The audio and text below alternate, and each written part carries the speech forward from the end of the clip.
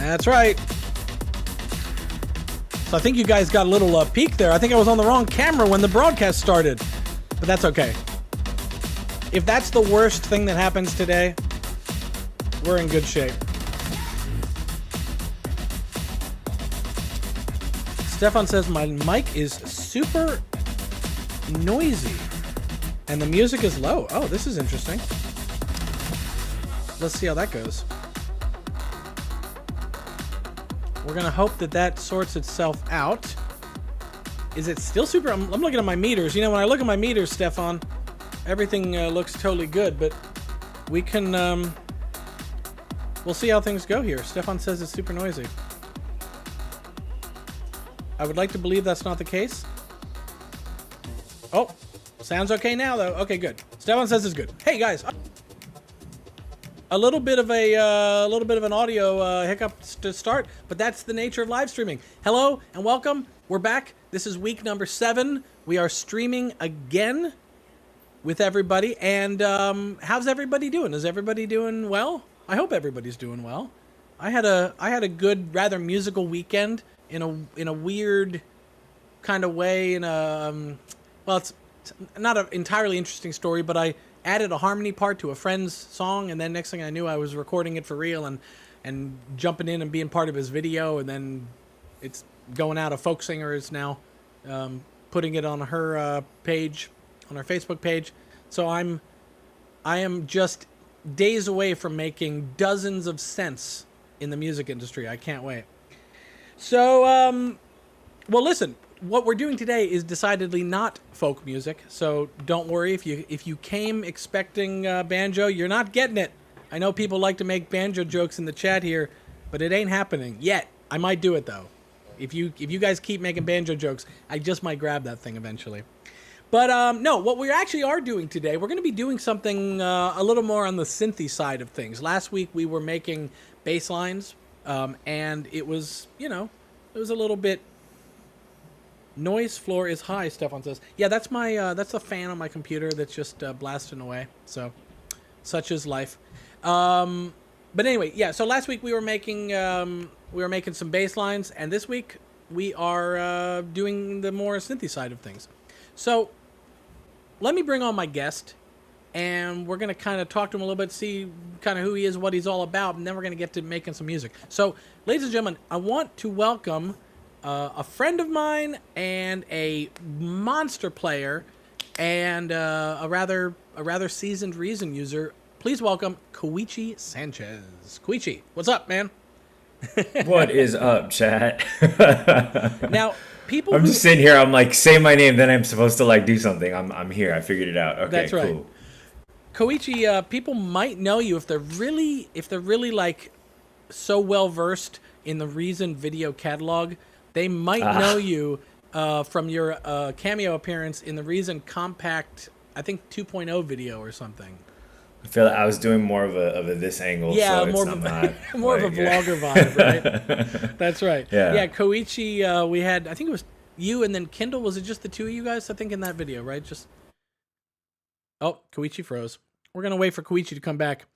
Every now and again, Koichi freezes. So oh, he's back. He's super back. Fun. Yeah. Okay. So yeah, it was just you and Kindle in that video, right?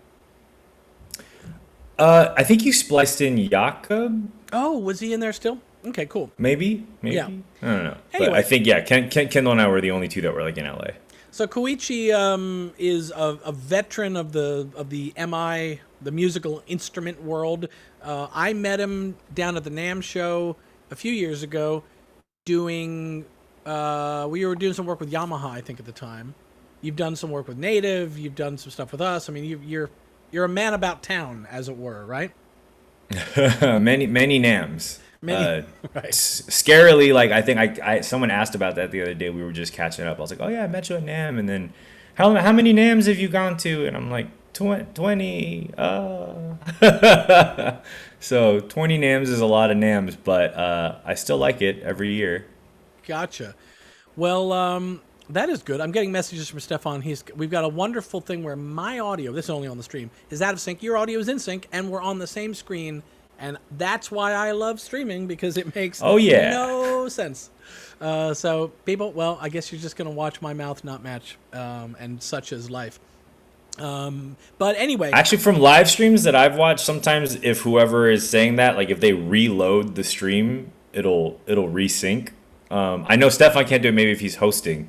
Oh, no, I'm hosting. If I like, thought you meant me to reload. Yeah. Because I mean, I've seen it happen sometimes too, and then I'll just like either reload or tap the timeline if it's a live stream, and it'll like burp, like it'll just be like, hey, we're back. Gotcha.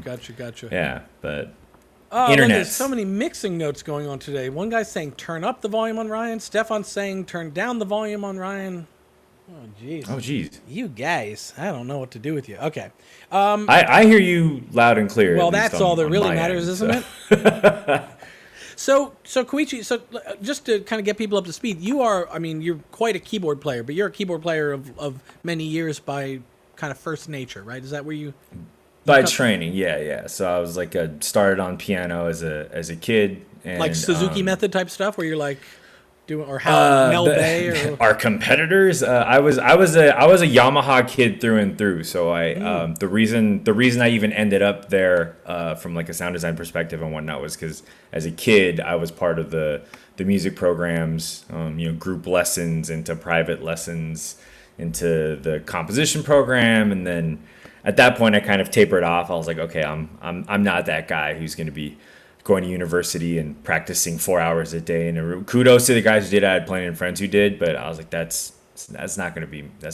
I just don't got that. But yeah, so a keyboard nerd through and through. If it's got, I would say like at least 37 keys, I can do it. 25 is a little funky.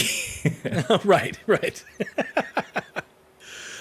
But you got into Reason early on, or were you when did you? Yeah, 3.0, I want to say. Okay. I mean, it was definitely when it was still just a MIDI sequencing audio via samplers, very old school like 90s style. How do I get the audio into my session kind of a vibe. But yeah. But you came into it, I would imagine. So I'm not a keyboard player. Mm-hmm. But for a keyboard player, I would imagine coming into Reason was a little bit of a, you just kind of take to it. I mean, I took to it in a different way via step sequencers and the Matrix, and then obviously when audio was yeah. So for me, you, actually, the biggest draw at the time, because back then, I mean, sure, we had laptops just like we do now, but just totally different era of power and speed, and in particular like hard drive speed for loading samples and whatnot. So my biggest draw to Reason at the time was, this is the first thing I've used where I can kind of scroll through patches and whatnot, and it's not as instant as say like clicking up and down on patches on a hardware keyboard like a Motif, which is what I was really familiar with at the time, right? A Yamaha workstation. But it also wasn't like, hey, I click the next contact patch and 15 seconds later it is now loaded into my into my session kind of a thing. Whereas like Reason and an XT and all that and N19 were always really light, but I felt like sounded plenty usable. The synths were also CPU friendly, but I felt like with a little bit of tweaking I could get them to do what I wanted to do. And I wasn't doing any cool CV stuff that much at that point, but it was mainly just a speed thing. I was like, oh, hey, like this feels familiar to, like my workflow doesn't feel like it's disjointed because I'm dealing with the learnings of software at the time. I definitely, like the first stuff I ever released or sold as like a producer or musician was all out the box. It was like workstation, tracked, solo this channel, track the audio, solo these drums, like it was the old ways, if you will. Well, we should talk a little bit about the music that you do, right? Do you? I've got your social handles up on the screen right now as the Night Shift. Sure. But is that you produce under the moniker of the Night Shift? Is that true? I do more now. Like I think I had like my first official thing where on Spotify it'll actually say like produced by Night Shift for artist named Nilo, who's the track's doing well. But Night Shift was more just it was kind of a joke from back in the day. I needed to make a website and figure stuff out to be like, okay, I need to start having a digital home of some sort. And a web designer friend of mine was like, do you have a website? And this is when websites mattered a little bit more. But I was like, no. I was like, I don't know, KoichiSanchez.com. And my name's pretty unique, I guess. Like, he's like, nah. He's like, we can do better than that. And I was like, I don't know. And he's like, we always talk at 2 a.m. How about some night right. something, you know? And then it's TLDR. We ended up at that, you know, kind of cross-referencing things that were available. And he's like, let's go with that. There's a thing. Cool. So I've been watching a lot of and this is clearly, this is not even that hard to like psychoanalyze. I've been watching a lot of trail hiking vlog videos as a complete escapist fantasy during lockdown. What's the opposite of lockdown? Hiking in the woods, you know. So I've been watching. Okay. There's these people that'll do like the Pacific Crest Trail or the Appalachian Trail, and they'll. Are these trails that you know, or like escapist truly in the sense of like I've never been there? Like, I've been on parts of them, but I've never through hiked the whole thing. Okay. But so there's this thing with hikers that you get a trail name. It's like a little sort of nickname moniker that people will have, you know, and it's sort of become a tradition. But you generally that is some nerd shit. I thought I know, I right? love it. But generally you don't pick your own. Like you get it from someone. So you know, something will happen and it'll be like, oh yeah, we'll call you so and so, and that becomes your trail name. But I've come to learn now from watching all these things that like there's something of a like little badge of honor to like, oh, I gave so and so their trail name. So people are just throwing them out all the time. But you'll do the most insignificant thing, you know, like someone will be filling up water and they'll spill a lid and they'll be, oh, we'll call you Water Spiller. It's like, no, just hang on, don't let them get their trail name. So anyway, the night shift. So it's always reactionary to something. Oh, it's it generally is. This has happened, and like okay. Yeah, or if someone's. I mean, do we get to learn what your trail name is, or have you not acquired one yet? No, okay. I haven't. No, I haven't hiked enough to get one. That also seems like it requires you to hike with other people, which I know is not everyone's thing. Yeah, Some people right. like to hike as like a solo, right. like a truly escapist endeavor. You know, like I'm just me and my thoughts and this. But there you go. So the night shift is if you were to hike, that would be your trail name now. You could just go and just go with it. I'll be the guy that just doesn't make it back in the morning. They're like, well, you know, he just went out and he's still out there somewhere trying. Like, totally. Well, so we should maybe talk to people kind of about what we're thinking of doing here today, because we have something of an agenda that I just for people watching. I suggested this to Koichi because well, let me back up. About was it? I don't know. When did Grain come out? Was that 2 years ago, maybe, or a year and a half, or something like that? When Grain came out, I got this email from Koichi, and he said something like, "Yo, right. I forgot how much fun this stuff is," or something like that. It was just like a kind of toss away line, and he had an attached reason file, and I opened it up, and it was a Grain patch that, as soon as I opened the file, it just started burbling and bubbling and you know, yakety saxon itself just all on its own. And it was this really neat kind of like evolving sound. And I just sat and listened to it for, I don't know, maybe 5 minutes. I was just totally content to just let it go in my head and listen to the kind of mutations of it. And then I wrote them back. I was like, what is this? Then I tried to modify it, and I totally broke it. Then I kind of figured out what made it work. And then once I figured out kind of what was making it actually tick back then, I was that much more impressed with it. It was a really neat little patch of this, what's called generative. I mean, is that a term I think we're generally familiar with, the idea of generative music. In fact, we'll talk about this a little bit. We've got a player, Quadno Generator, which specializes in generative music. It's making the music. This is something of a taboo in a way to say it's making the music for you. I know there's people that once I say it's making the music for you, the flame suit on. Oh, the keyboard they're typing. That's bullshit. That's not. Yeah, exactly.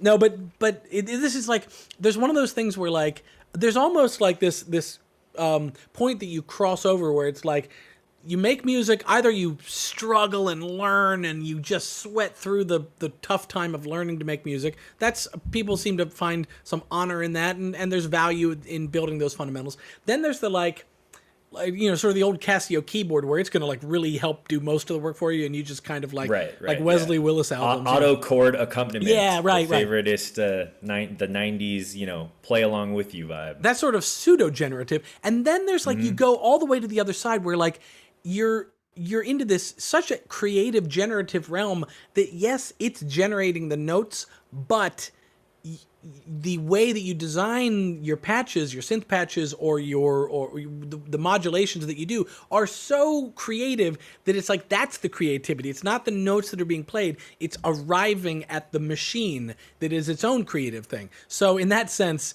I never considered generative sound design to be a taboo. I know some people might. I don't. And I'll be honest. I did. For sure, even at some point. I mean, I can't, I don't know what the right way to put it is, as like a trained musician, who spent a majority of his life like learning to play and building a musical foundation. All those things, right? The taboo things of like loops when you make beats, or like generative things to even the versions of AI that we have now. I mean, now I look back at it and I'm like, okay. I mean, I think the fourth scenario, kind of based off of the ones that you touched on, is being like, okay, how do I, I've run out of some inspiration, or I'm just tired of it. I've played the same chords. I've done this. I've done that. Like, this isn't working. Like, I need to tap into something else. Oh yeah, like I have tools that can generate, which I can also, start to influence a little bit. And based on, I mean, I'm not going to make a whole song out of just generative stuff per se, like, but I can absolutely use it as a way to spark inspiration, which is kind of what I think hopefully today's talk will be able to tap into a little bit, to be like, okay, that's cool. I might not have even come up with that on my own, totally. Which is, however many hours. Like, so there's a comment in the chat. Tom Rodrigo says that he felt the way we're talking, he felt that way about I think it's dual arpeggio when it came out. And I understand that there's a little bit of like, especially for people who have put in the time to learn to get to a certain point, and that's probably why you felt this way originally. When if you're a drummer and you learn to play the drums, and then now people are using loops, you must feel like, what the hey, like right. I am here.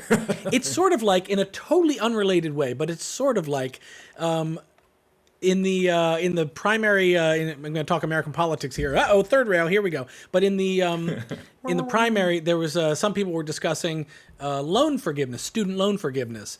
And the people who were the most against it were people who had recently finished off paying off their student loans. Because it's like, hey, what was I wasting my time for? And so it's like dual arpeggio, loops, generative things. Sometimes they can have that effect for people that, go like, wait, why did I learn to do all that then if I, But then there's things where it's like a drummer wouldn't juggle a loop the way a jungle break is. It just doesn't happen, know.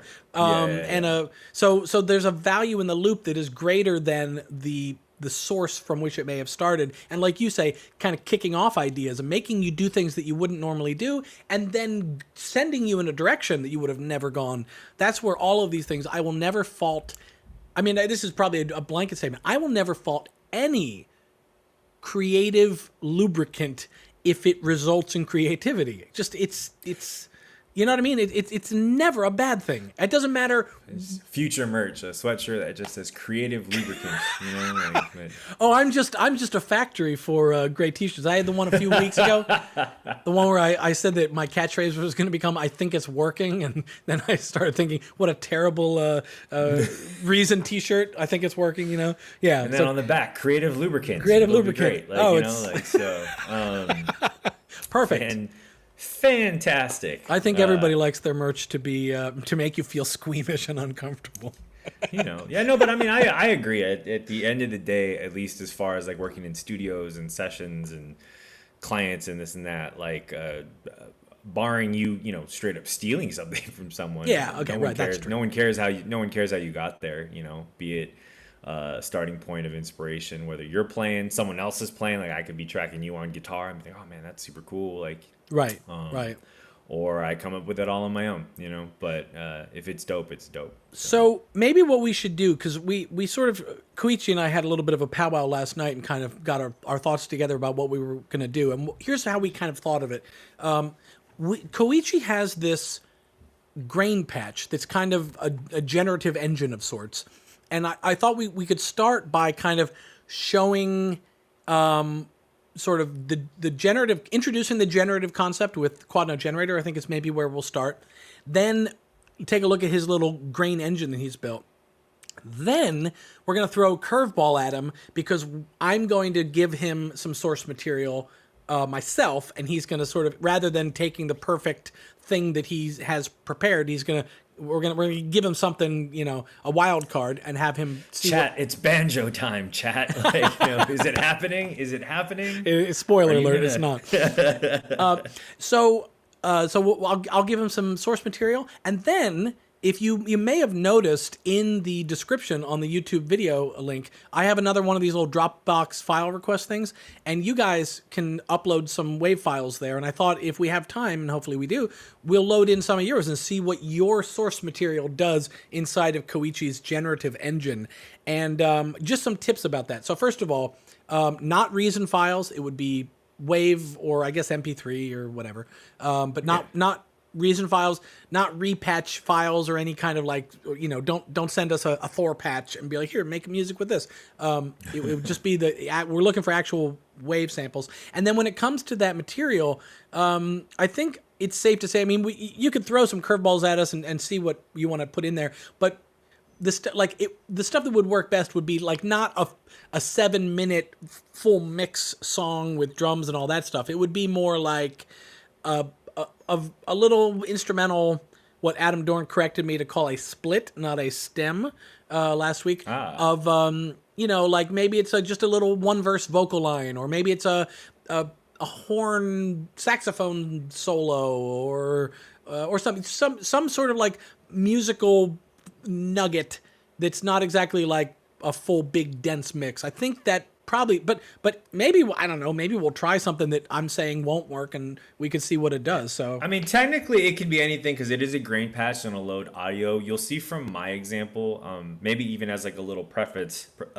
like generative music in the space of at least today. I feel like a lot of people maybe run into that at some level on like modular posts, or guys kind of doing this, especially on Instagram. It's really popular, like the tabletop, look at my kind of, you know, ambient gear setup, and it's just playing on its own. And so I tend to lean a little bit more towards from a cinematic angle of things, because I work in that space for TV and film as well as for music production. But this kind of thing I find kind of, at least for me, holds a little bit of like a cinematic vibe feel to it. Like, I gotcha. And so it could work, you know, I mean, 303 acid bass lines could be a thing that you could throw in there as well. But I would say if you have like maybe like a 4-bar chord pattern with some things happening into it, that would be great, you know. Well, let's check it out. We'll see what people. We're open to ideas, you know. And so you guys have some time if you're out there watching and you want to jump into Reason and export something while we're kind of doing some of the initial stuff. You got time. Just drop stuff in, and we'll take a look in that folder. When we get to that point, we'll take a look in that folder. We'll sample some stuff, and I guess we'll see what we want to do. But should we jump into Reason, Koichi? Sure. Let's I'm going to make some adjustments here. Okay. I've opened a session. So I think where we thought we were going to start out is so I think the easiest way for people to get into generative music and trying generative music within their own music making is with Quad Note Generator, because that is what it does. I mean, it's in the name. I mean, yeah. Like, I remember when this was announced, and I watched the little, you know, Reason always does a really great kind of like product launch videos, and I was like, oh, why, thank you, Koichi. That's so nice of you. And so I was like, okay, it's Quad Note Generator. I mean, I feel like most of the other players made pretty good sense right from the get, you know? Yeah. with note echo and drum seek and all that. I was like, cool. And I was like, quad note generator. I was like, I think it was quad note gotta generator. watch it. I think it was the first I don't one. know what it does. Yeah, like the early ones, I think were very. I mean, they're still named in a kind of literal way, but they were the ones where it's like they really everything you needed to know was in the name. You know, scales Right. and chords. And to be fair, like all of them have very cool tricks as you start to kind of dive deep into them. I mean, even myself, like I didn't really tap into drum sequencer until a little later, and now my own templates all have like an oomph and a drum seek attached to it as like a drum fader on default, and it's my go-to thing. If I'm like click programming and stuff. But yeah, with quad note generator, to go back to it, I mean, initially it was a little bit intimidating because I was just like, okay, now I've opened this and I'm not even really sure what's happening here. And then as I kind of sat with it, I was like, oh wait, like this Isn't that a fun place to be though? Sometimes I kind of like those moments. $1,000 worth of Euro rack gear in a player. I was like, okay, that's cool. It's a pitch quantizer and like a gate trigger and a bunch of modifiers in one tidy little unit.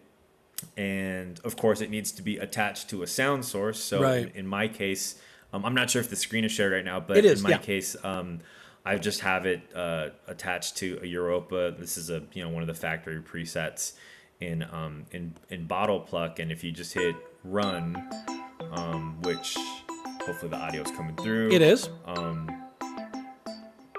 This is just gonna keep on doing its thing. It looks like Snake on a Nokia phone, but it makes music. So, and then for people who haven't really like maybe dove into quad note generator or who've like just never had a chance to really like to even check it out, this part, which looks like a sequencer, is a sequencer. There's 4 lanes and it's generating, as the name suggests. So this isn't going to ever really be a constant loop.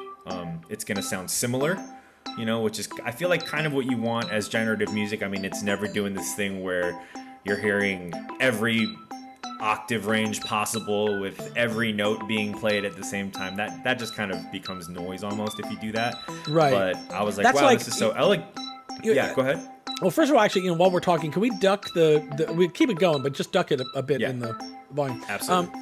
What it reminds me of? There was this thing in the old Matrix pattern sequencer. There's a thing where I think you right click on it and then you just hit like randomize or something. Yes. And it would like it took random to like the literal extension. And for me, most of the time that was just like, okay, what do I do with this? This is like it's jumping from C5 to D-1, and it's there's no scale. It was very random, and maybe some people love that. I did not. So this has just enough of the constraint that I kind of like, that I can say, okay, I want to be within this octave range or this note range, and I want to be within this scale or whatever, and then I can go from there. I've noticed. You've got just 2. Is it just 2 of the 4 lanes going? Is that true? Yeah, I just have 2 of the 4 lanes. I mean, like it can. You can obviously add 2 more lanes and start modifying a lot of the different things that are on here to get even more variation. And I think that's where like the generative music that I kind of use or play around in that space.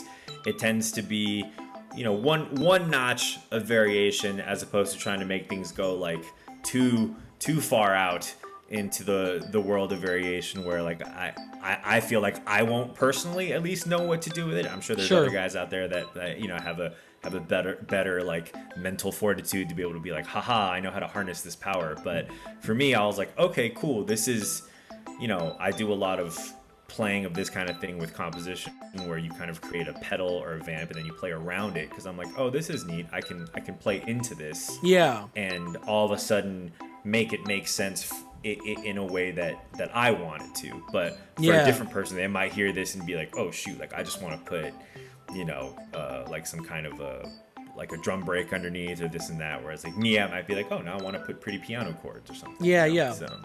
So do you ever, one of the things I tend to do a lot with quad note generator is I use the freeze function on part of the phrase. Do you ever mess with that? Teach me things. Oh, cool. Obi-Wan. Okay, cool. Yeah. So I'm gonna have to maybe I'll coach you through this if you've never played with this. This is the Sure. part. Yeah. I mean, I see the freeze. No, you can do it. You can even just swipe. So I'll show you what I mean. So there's this. If you take your mouse and I'm gonna. Okay. If you take your mouse and you swipe from left to right in the, if you look at the quad note, you've got the part with the MIDI notes, and then if you look up Yes. top, there's like a little very thin lane above it. Oh, okay. I see Yeah. this guy. Yeah. If you swipe there, some portion, that's gonna lock in those. That'll now be the same every single time. Oh, I see. Okay. Gotcha. And you can do like I usually do you like can you could all or- if you do all, it would just be the same every single time. I tend to do like the first half or the back half, so that what ends up happening is you get like a little bit of the same thing, and then you get the new generative part, then you get the same thing, then you get the generative part, and it sort of helps your ear go like, it kind of turns it into a riff almost, you know? I see. Okay. I'll shut up so people can hear. I know. I just realized what you're talking about visually. I'm like, okay, cool. Like it doesn't affect the. That's why it makes sense in the front half, because like the notes just are static, and then as soon as it gets to the rest, they start jumping. Oh, Exactly, that's yeah. cool. Okay. Note Yeah. to self. I tend to get into We that. learn in chat. We learn it. I know, right? I tend to kind of like doing that myself. So, well, good. Well, I'm glad that's new to you and hopefully new to other people as well. Ryan, I just got your invoice in my email. No worries, I got you. You know, like so. That's right. I operate on a net 1 pay schedule, so you better pay up quick. Oh, that's cool. Okay. Yeah. So, but now this is sort of like generative. I mean, it could be day 1 or it could be day 101. I mean, there's a lot that you can dig in and mess around with this. But where you go with this is that you have a kind of a custom wiring that you then send this over to Grain, and that's where you kind of take this and run with it, right? Is that right? Yeah. I mean, I wanted to be able to show this as like a starting point too, because I know not everyone. Like I said, I'm obviously like I grew up kind of music nerding, and I can play my chords and kind of control my music pretty well on my own, but I know not everybody is into that, and these days I keep seeing all these different ads for like, you know, you don't have to play, we'll help you do this if you buy our plugin, or like if you buy our MIDI notes, and I'm like, yo, like friends who have reason, do not do that. Like you have a product that will literally do this for you, and probably with even more flexibility, based on the fact that it's already inside Reason and it just talks so well to the devices. So I thought this would be a cool place to start, and I've actually used this kind of formula on certain things myself. And so, like you said, this is just quad note hitting Europa. This will run forever. I mean, as people can see, I don't even have, you know, it's just literally the run function. It's not the session playing anything. So this will infinite, right? right? But I was Now, like, okay, cool. Out of curiosity, actually, before you jump over maybe to Grain, as a musician, how would you build on this? Would you kind of put some chords under this or beat? Oh, I see. Yeah. So like if I this should. Sorry, we can hear that. So in quad note, I mean this kind of section to the right here. It's funny, as a musician, and then kind of as I was growing into becoming more of a sound designer, and I guess these days trying to understand. I don't want to say synthesist, but having talked to friends who have modular setups and all that, I'm like, can you explain what some of these modules do? I thought because I had Reason and I just patched things, I would just understand. Oh, that was a humbling moment, going into a big store with the modular rack and standing there for 30 minutes getting no sound. Right. But I was like, okay, cool. This is kind of a pitch quantizer. And then when people explain to me, oh yeah, that's how we get our modular things to play in keys. Yeah, right. So pitch quantization is like my brain's version of what I've learned as music harmony in theory, just in a digital brain that's like hard locked, you know? So you tell it, here are my parameters, do not break this. So now, even though it is randomly firing off gate and note information, at least to my brain, I see C major, I hear C major. That means I can play around this in C major. So now, hang on, Koichi. Yeah. Oh no. Okay, yeah. Go ahead, and play. I mean, like it's already. I love that. this shouldn't harmonically break. Sorry, I realized I turned down my quad note. Oh, but it sounds great. No, it sounds great.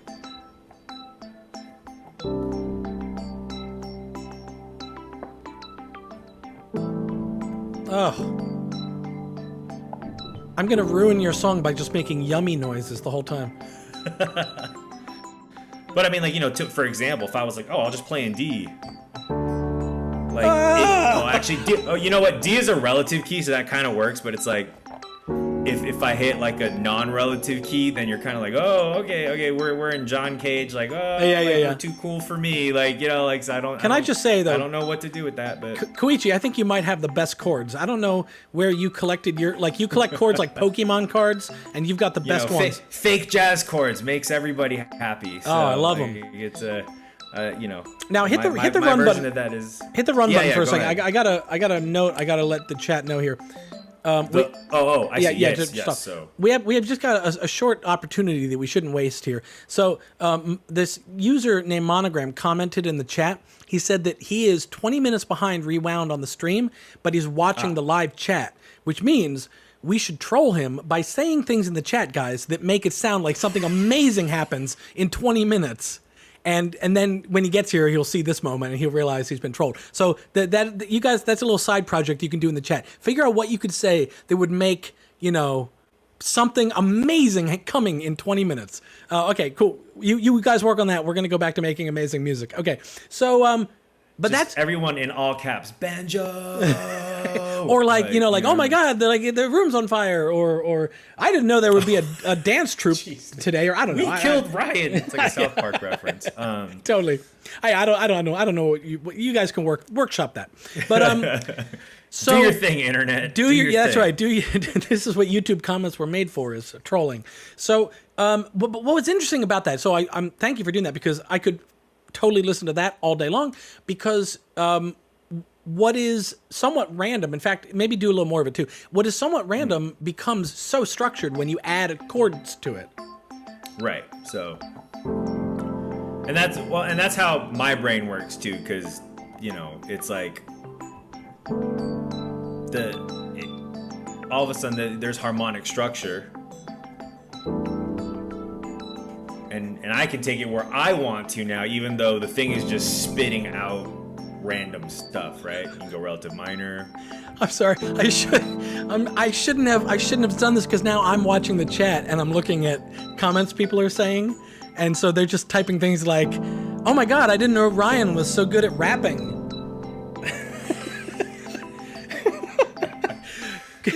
Hot 16 from Ryan Harlan coming in, y'all. Totally. Bars. Just type bars with a lot of Z's and it'll be great. People are saying that we're revealing Reason 12 right now. That's the other thing going on here. Oh, okay. That's actually good. Oh, Reason is skipped to just Reason 13. There's not even a 12. That's right. That's right. Monogram, I'm sorry that I used you as my bait here, but it was too good to pass up.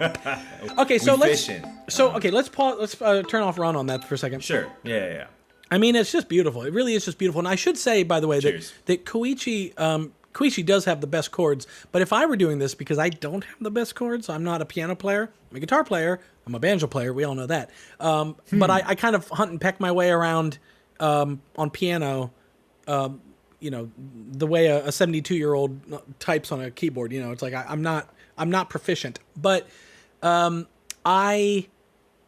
I would use scales and chords, and you can get some of that same effect. I was literally about to say that. I was like, to be fair, I think if I just slapped the scales and chords and told it C major, it would do the thing. Also. It would do a lot of that, yeah. And you can play around maybe with I would probably play around with sort of open chords, add the octave lower, play with the inversions. Like there's things you can do to get some of that. Color notes and all that. Yeah. You can get some of that kind of moody stuff, even if you don't have Koichi's fingers, which I wish I did, but or brain really. So let's though jump into the grain side of it. Okay. Stefan says Koichi needs to share his static piano patch. I don't know what that means, Stefan. Stefan, tell me what you mean by a static piano patch. Is it just noisy? No. I think he's just saying. Let me. The patch.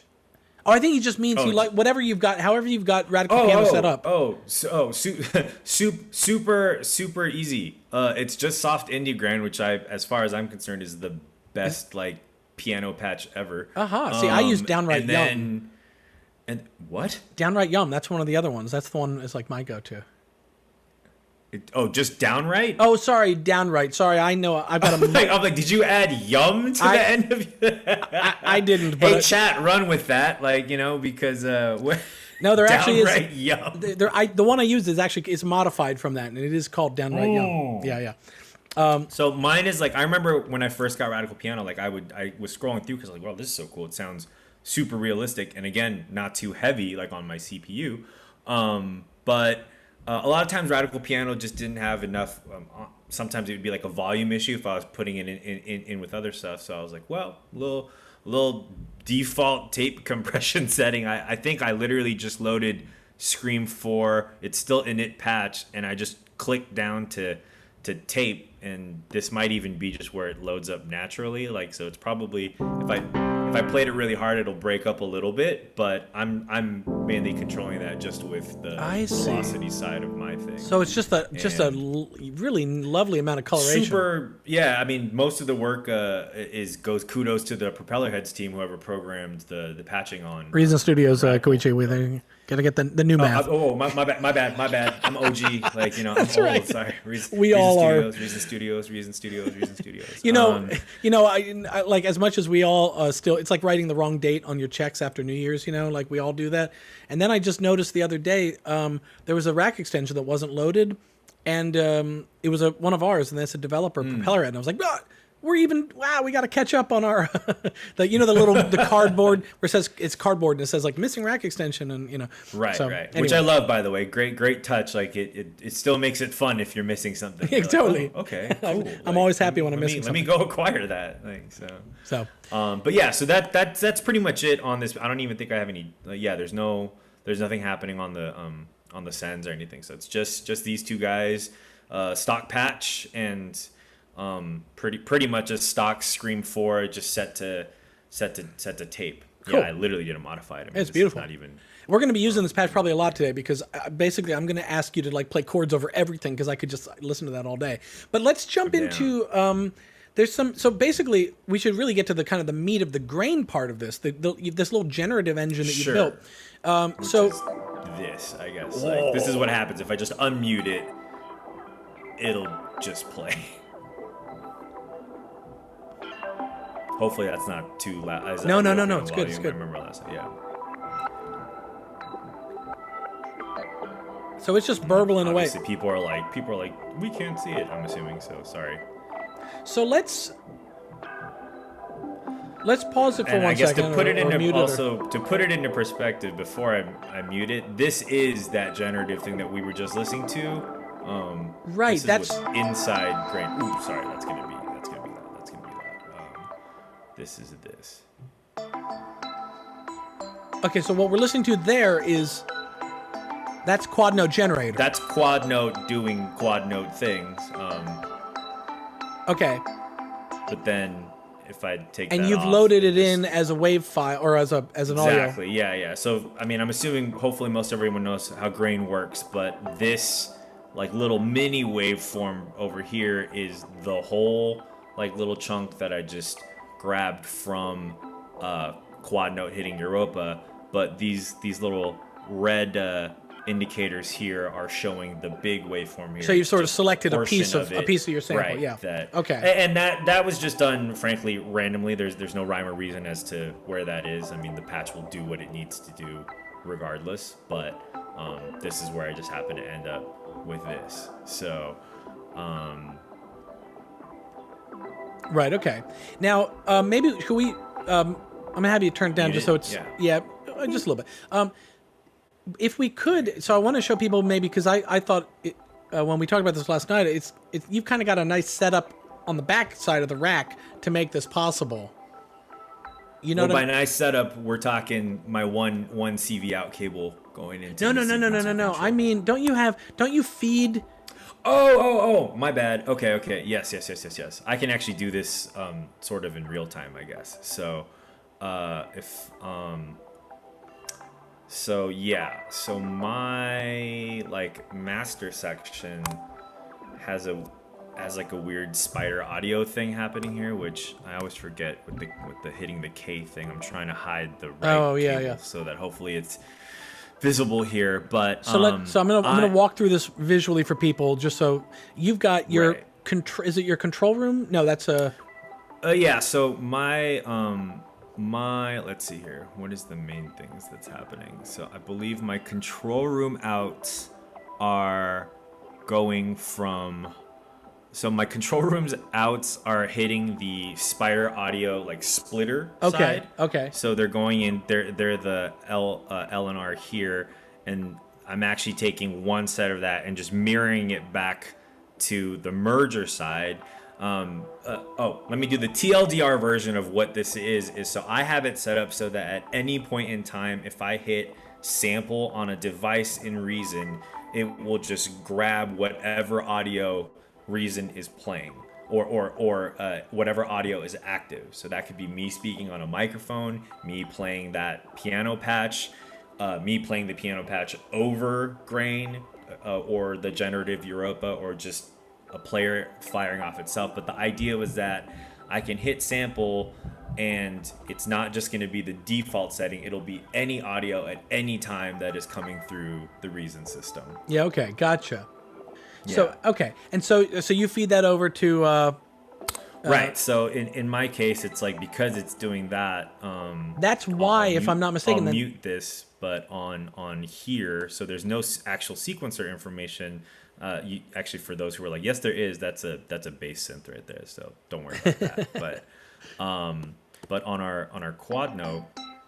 Right, so this is just firing this off again. Okay. If I went back here and I just hit... Gotcha, you're just live sampling that right into grain. Right. That was a little interesting, sort of little... It got a little minimalist there for a second. Yeah, I know, I'm looking at the waveform, I'm like, ooh. And I also just realized, I think the reason that might be really quiet is because I don't think it actually is that all turned down. On our end, it's not that quiet, actually. No, I meant like I patch. See. Like it's probably the waveforms look a little bit smaller. But. So now what we're hearing though now, and we'll listen to it for a little bit, but what we're hearing is not what there was a different waveform before, so now it's going to sound slightly different because we've grabbed a different piece of audio.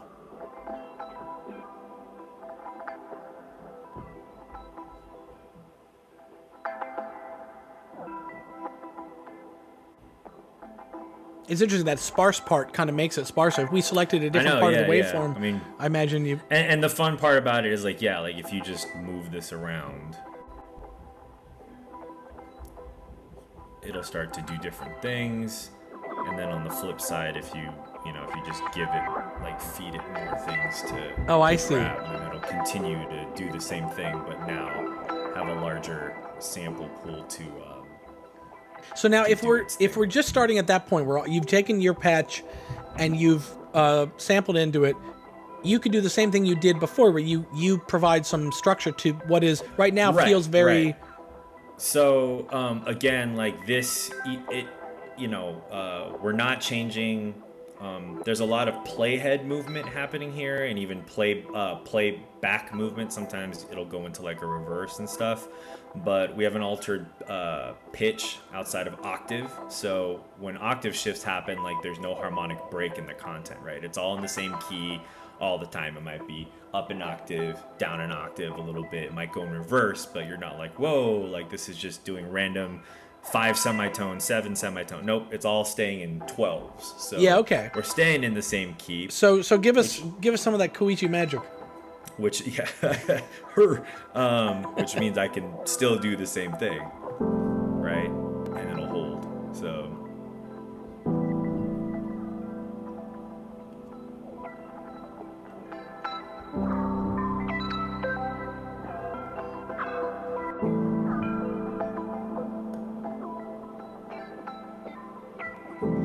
and to be fair, because I know this is in C, that was the one thing that I had like prepped with this guy is I was like, oh, if I was gonna do more of a pop thing, then it's this. Like, so it's just C to F to Oh, you're providing effectively a harmonic chord structure. Right.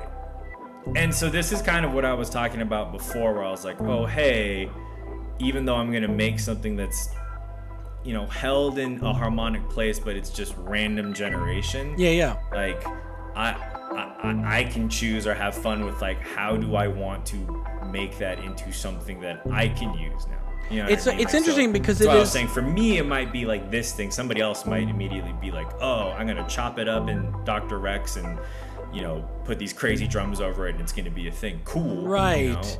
Like, there's no right or wrong answer. But Kingpin Ronan in the chat, Kingpin Ronan says it sounds like the intro to a wave track right before the beat, which is true. And so that's like what's good about that comment, Kingpin, is that oh, there you go. Yeah, there's your drum track. I just have a drum seek, like, doing its thing. That was so well set up there, Koichi. I tried. Right, but that's the same thing. What I like about Kingpin's comment. Oh, I'm gonna shut up.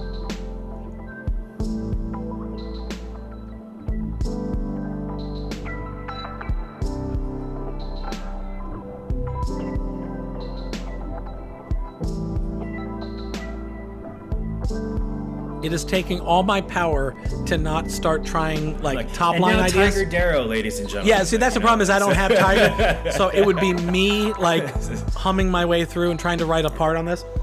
That's beautiful. We ain't calling Dorn to sing on anything. Hell no. Like, Adam Dorn is my friend, by the way, guys. So like, I'm not hating on Dorn. Fly Eagles fly. He's very No, but that's really great. So, but what I love about Kingpin's comment is that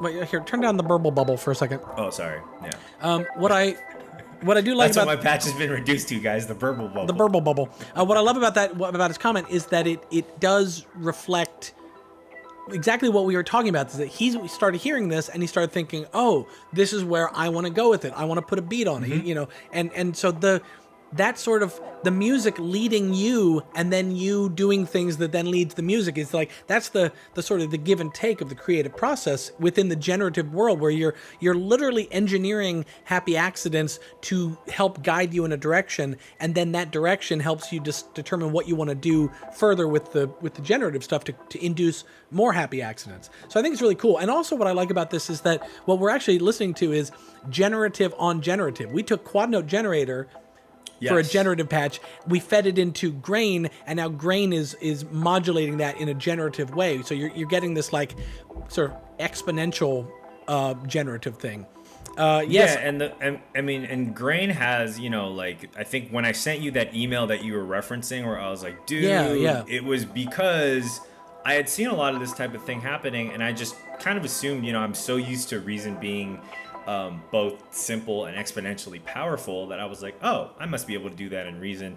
And I came to realize that I was like, oh shoot, like the one parameter that I can't even combinator into was the like the sample playhead moving around in any of the sample devices past, like up until this point. And then when Grain came out, I was like, I wonder if start position is finally available as like a thing. And then when I saw it inside the modulation matrix, I was like, I think you can do it now, like if that's possible. So sure enough, I wonder. So there's a couple of questions, and I've seen a couple in the chat.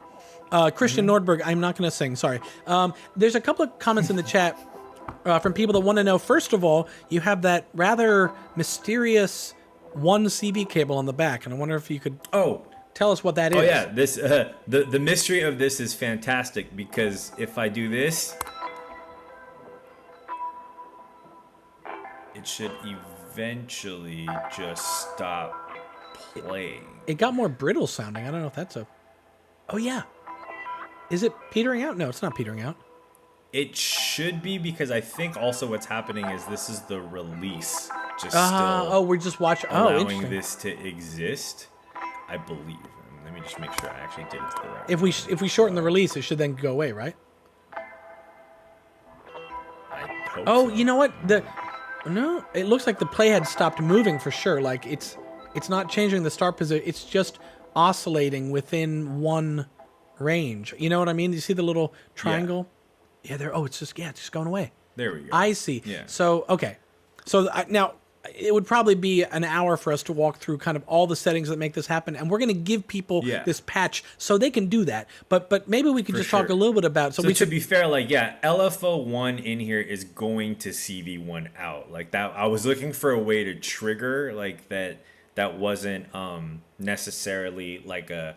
I like to trigger this kind of stuff not at a tempo synced rate. So I was like, how do I do that in the slowest possible way? Interesting. Okay.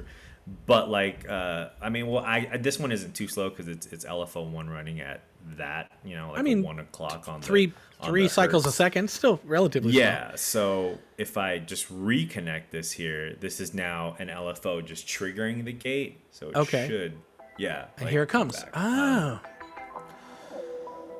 Gotcha. So, yeah, like, so that is the, and strangely enough, I mean, maybe this is, I don't know if this is a question for Stefan or not, like, this patch, even if you guys were to, like, save it yourself, and then we said, well, like, you know, this will be going out to everyone, so hopefully they can just experiment and have some fun. But when you load it, I believe it doesn't actually have that cable connected. So if you guys are like, why is it not working? I'm really glad that you pointed it out. Make sure to flip it to the back and do that on the off chance that maybe what we'll do is we'll actually doesn't. We might distribute it as a reason file instead of as a. Yeah. Okay. Yeah, and then that would be would be there. So so again, without kind of going through every single setting, one of the things that my eyes go to right away is that you're using the tape module in Grain. Yes. So I went with the tape module because, frankly, it was just influenced from a lot of the things I was seeing. There's also a lot of guys out there with like Tascam 4 tracks or even like mini cassette dictaphone type things who've learned how to create analog tape loops that do different things, you know? And I was like, well, I like that general idea because it was less about me kind of taking this patch now and playing it on a keyboard or sequencing it in some sort. I just wanted it to do things on its own in the simplest way.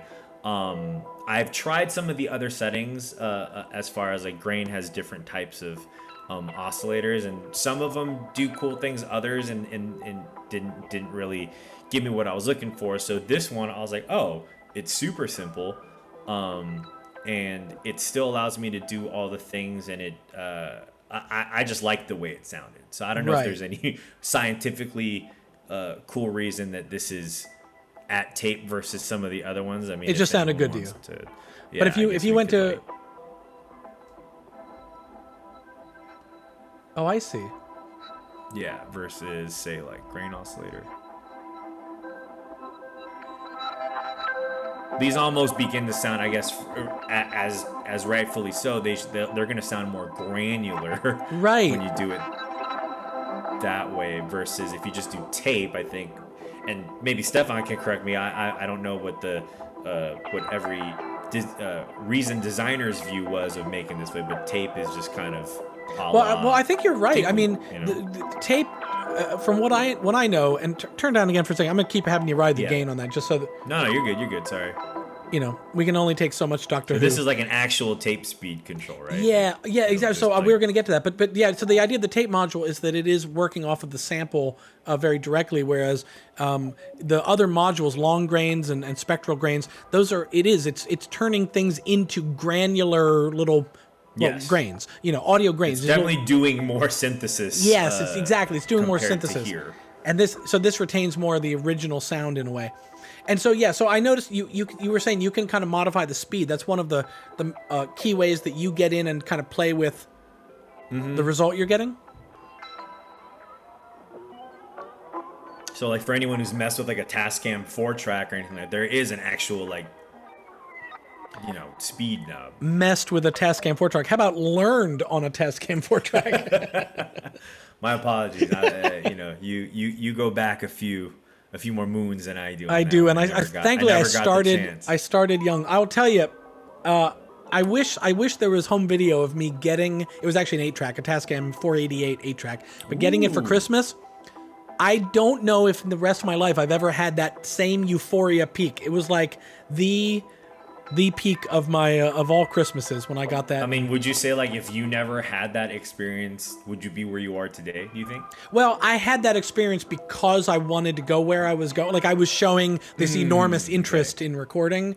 So you'd seen an 8-track already like that, and you were like, that. I knew need that to those find a things way to get existed. that. Yeah, and it was like it was big into my, but I think I was only dreaming of a 4-track. This I won't make this a side story, but I was sort of dreaming of a 4-track, and then I opened it and I was like, "Oh my god, it's a 4-track. Oh my god. Oh my god. Oh my god." And then I had this moment like, "Wait," and I kind of counted the channels. I was like, "It's an 8-track." It was just like it blew my mind. Anyway, Nice. Double the track count. totally. Can you imagine now unlimited tracks like it would, Sure. There's no number of tracks. Not always better, to be fair. That's right. That's right. Yeah. Hashtag Sergeant Peppers. Hashtag Elliott Smith. Anyway, so okay, let's just jump back into so Sure. in a very basic way, people who might kind of start playing with this could either load a sample or route in a live sample, mess with the speed control, mess with the tape module versus spectral grains. That's kind of the first two places they could dive in and start trying this out with other things. Is that true? 100%. I mean, like something like this, at least for again, I keep saying like my version of generative because I know, it's so easily definable by preference. But I just wanted randomization of things that I knew should fire back and not like hurt each other from like a harmonic and melodic perspective. Right. And then I was like, okay, cool. Well, that was the whole big moment of the sample start position and end positions and all that. Like that gives you the flexibility to do that, which frankly, without that, this patch doesn't happen. But I was like, if it's just doing that, it still would have been a little too static for me. So everything else that's tapped into here is just for minute, changes, Just and sort of timbral subtle changes, timbral change. Okay, filter frequency, the jitter on here, which again just causes like very minute things to happen.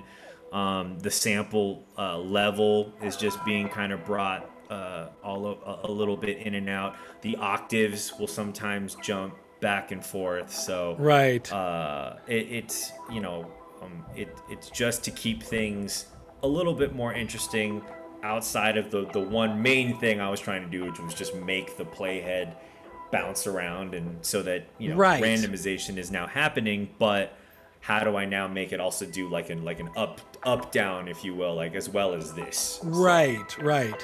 Well, so now maybe we should do this thing where we're going to sort of live by example here. We've taken quad node generator, sent it into grain, done some stuff with it, but I think we should show people how this works with other source material that's not generative maybe in nature. It's more sample based in nature. So Sure, should we add something new to this? 100%. Okay, so here's what we're thinking of doing here, guys. We're thinking that I will record some audio signal. What a sterile way to refer to music. I will record some amplitude. Get your lab coat, Ryan. So I'll record some music, and I'll send it over to Koichi on his end. So I'll use Reason on my end. I'll send it over to him on his end. He'll load it in, and we'll see what the same generative engine does with whatever I give him. So let's do that now. In order to do that, I'm going to switch over here for a second to my Reason. So now we're looking at me, and you guys are going to see that I overloaded. Oh man, people are going to be upset in the chat about that one. Red lights. They hate red lights. Okay, so now I'm going to do I got to do a little bit of wiggling around here because I was thinking, it's cool to play guitar, right? Is that okay for you, Koichi? Oh, that'd be great. Okay, so here's what we got to do. I got to figure this out a little bit. I'm going to switch, in fact, to Reason entirely. You're just going to hear my voice, and let me. Oh wait, you know what I can do? I've got another camera. I can go to I've got a film noir black and white camera. They're going to love this. Dang. Okay. Look at this. Multicam? Yeah, I went multicam. Oh, it's crazy. Okay, so now, whoa. Fancy. Things are going to get a little bit. Oh boy, Here we go. An auto pan happening here? So I have a stereo mic set up here. I wonder if is that God on my mode. Let's see. I got to figure this stuff out. It's going to get a little weird here, guys, until it doesn't get weird. Let me grab a guitar. I mean, I don't see the chat, but I'm 99% sure everyone's like, he's playing something. Like, I know, and real this is it. instruments. Drum roll, please. So I've got this. I'm going to give you Koichi. Okay. Ooh, I already like the chords. I've been playing around with this open tuning all weekend, and so now I'm all into it. It seemed like it ducked the audio, but that was just because of the way it's set up, right? It's recording fine. We'll find out. Maybe I should turn off the. Excuse me. Should I turn off? I've got a compressor on my voice. I'll turn that off temporarily. Ooh, so pretty. I know between. Can we nerd out a second? Like, what kind of guitar is this, Ryan? It's a small little. It's a parlor guitar that is. That's D10? No. The size. Like, No, 018 is the. Okay. Is the make if we're nerding out on it here. So that's just a part of the Martin line. So anyway, let me see here if I can just go ahead and record something real quick. Yeah. The thing I'll play you the thing I've been working on. This alternate tuning makes me play all these sort of pretty chords. Yeah. Okay. Let's do it. I'm going to do my best to forget that I'm being watched while recording. And I'm just going to try and give you some sound. And if I screw up, maybe I don't know if I'll do a retake or I'll just clip out, because you don't need a ton of sound, right? It's like it can be whatever you want. Like, yeah, but I mean, at least like play like one round through of an idea. Okay. So give me at least like 8 bars. Okay, we'll see what we got. I don't know what the tempo is, but like. Oh yeah, do I need to match your tempo? Tempo info technically won't matter for this because we're bouncing around. So. Okay. As in, like the audio file itself will, it's going to be bouncing around. So I'm going to match yours anyway, yeah. just because now I'm OCD when I see your screen say 92 and mine's 92. didn't. You want to do something at 92? No worries. Apparently, no I got to do worries. that. Yeah. Okay, I'm gonna try and get a little more stereo distance here on the mic. Okay, here we go. Oh boy, be kind, internet. Okay. Oh wait, it's probably more interesting for people to watch me than it is to watch a waveform draw in. Okay.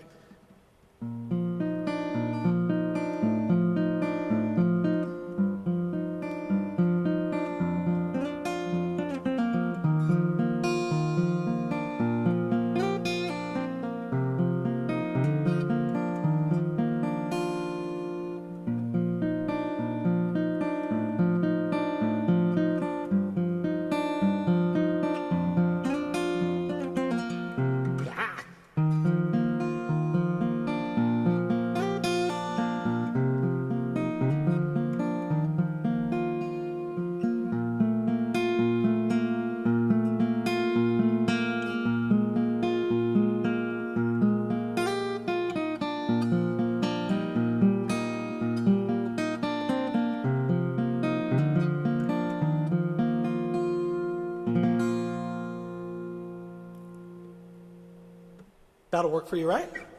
Hell yeah. Okay, now, let me do this. Ooh, we're going to have to talk after chat about some of that. Okay, cool. Let me do a little thing here. Let me fix. I have my one little. Boy can play. One little goof up here, so I'm gonna chop that out before I. I just want the like moment. Like that's all I want out of that. That's a Megan Thee Stallion TikTok gold moment for me. Right. All right, let me jump back in here. I'm going to try and get some of my mics and things back into position. Okay, here we go. Let me find that little goof up. So are you bouncing that down and is that yeah, I'm going to bounce that down. Vibe? Yeah, okay. I'll shoot it over to you on a Dropbox. Let me just first clip something out here. Here comes my mistake. Bah. Okay, so it's that. That's where I picked up. So that is going, and that's going to use that sample. You're not getting it. I am a perfectionist, if not anything else. Okay, let me just do a quick little crossfade and see if this is good enough. Oh, geez, it's a stereo file. Crap, I got it. It's 2 different tracks. I'm not going to waste stream time doing it. Okay, you are getting that mistake. Or maybe That's I'll fine. just You can just bounce down the whole thing, and then if I'll cut it out like when I import it. maybe So. I'll actually what I'll do is maybe I'll just give you up until that point. Later on, if you want this, I'll give you the whole thing. But for now, I'll just give you the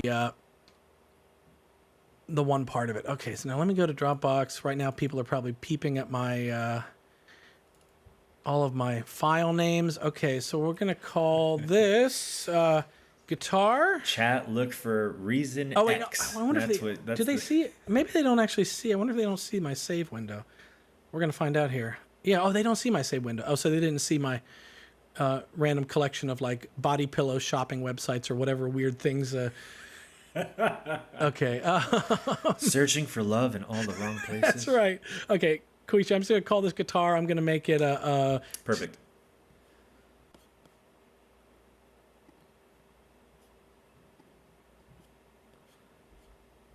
Wait, I can't hear you now. I feel like. You cannot because wait, I was nope, exporting. Now you're back. Now you're Yes, back. Yeah, and I okay. realized as soon as I hit it, I was like, "Oh no, wait! I can't let Koichi. He can't even know that I'm gone because it's exporting." Okay, so that is now all good. I'm going to jump back to you, and you've got okay. So it's, apparently that's going to be showing up in your Dropbox. One would like to believe. Yes. So I am. And I'm going to jump back while you grab that. Comment in the chat. Six says it's called a waifu body pillow. Is that what those things are called? Anime waifu body pillow. All right. Waifu. But There you go. Oh, waifu. Sorry. Someone's on it. All right. Someone's all right. on it. Okay, so I should now just be able to go. Okay. So wait. So you took my. Okay, So I just drag and dropped as the file name changed to guitar.aif, right? 'Cause, Yeah. Okay. You went ham on your file naming convention here, and so. Oh wait. You know what? that Here, is I'm gonna answer a question real quick. Robert 100%. asked, "What is the open tuning?" I don't know, Robert. It's one I tuned by ear, but I'll give you the notes. I'm capoed on the 3rd fret, and I'll just. Oh wait. Oh, Koichi, the doorbell rang. Hang on. I gotta grab that. It's happening. It may be happening. Okay, wait. You entertain people. Hang on. All right, and by me entertain people, I will. I don't. I don't have the chat open, y'all. So I can just jazz chord my way through this. Yeah. What's up, everybody? Okay. Welcome to Reason. Oh man. I hope. What were you? Okay, that may. I was trying to lounge my way through. Are you victorious? I don't know. I've been so for the viewers. I've been fighting with FedEx for a week on a package that may or may not. Oh, you just let him in. I just let him in the lobby. Okay, yeah. Okay. Gotcha. Okay. So now I was going to answer crossed. Robert's question. Let me just give you the notes here. Yeah, you were in B flat, right? So, or you were capoed, but you're playing in B flat. Maybe. Okay. Wait. I'm going to play through them again though. Just reference this later, Robert.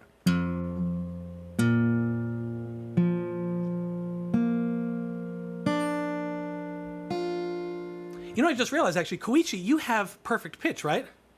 Yes. You tell me the notes. I'm gonna give them to you one at a time. You can tell Robert what those notes are. Okay, ready? Yeah. What's that? F.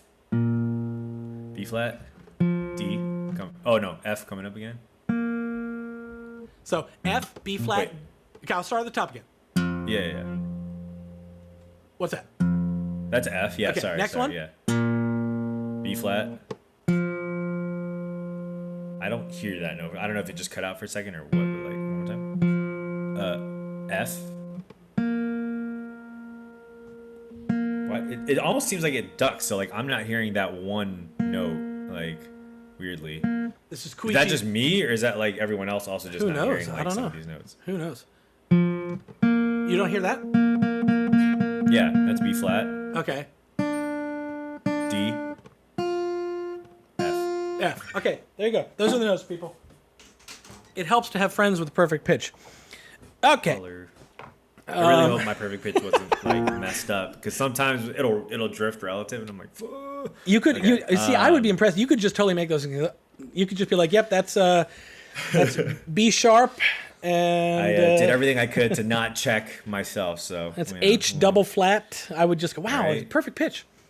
Okay, So so realistically here now, if I just went blur.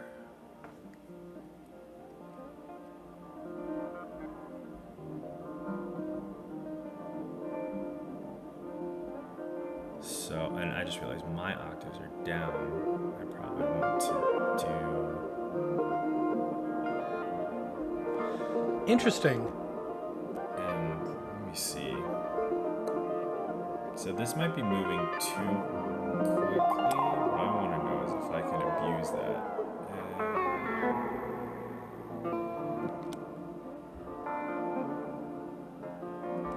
Oh, so you went to half speed, but that on this patch it sort of ends up feeling a little more like the real time. Or no, it's slowed down a little bit or something? Should be slowed down. Yeah, it is slowed down. Yeah. I guess we can just grab a different part of it too. Oh, no, now we're just going too low. It's interesting because it's like it's like it's my guitar. You know what? Hold on. I know what I can do. So this goes back a little bit into what I was referencing earlier. So hold on. If I just sometimes it's like a time thing where it's like, okay, that's super chill. Oh, that's right. You played it in time, I guess, right? Oh, I did. Yeah, I was in your tempo. Yeah. And I might be like, hey, it's like maybe there's too much movement happening. How do I slow it down? And I was trying to slow it down forcefully in grain. So you cropped. Be able to okay, so you're. I cropped it down to like 4 bars, and now you're time stretching it. Option time stretched it. Okay. To this, which I guess I'm gonna play by play people at watching at home that may not know that. So the option on a Mac, if you hold down the option key and you drag, you time stretch the waveform. On PC, I want to say that's not the control key. Maybe it's the Alt.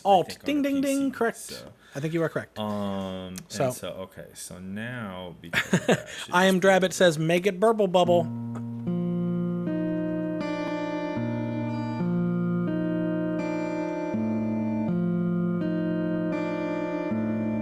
Played such pretty things, right?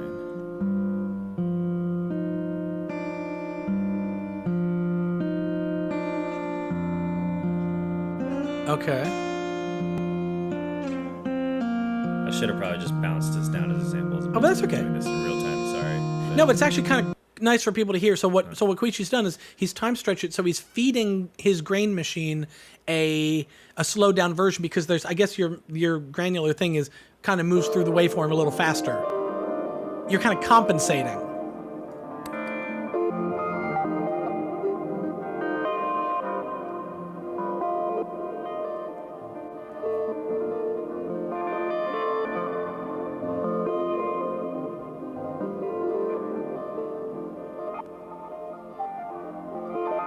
Yeah, I'm trying to see if well, that's not really what we wanted.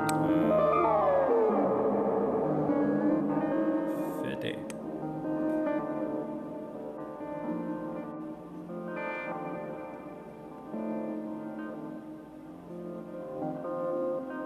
Interesting. And the key to, just so people are watching, the key two parameters you're kind of adjusting, aside from the waveform range, is the octave, the pitch octave, and the speed, right? Those are the two that kind of play into each other? Yeah, like...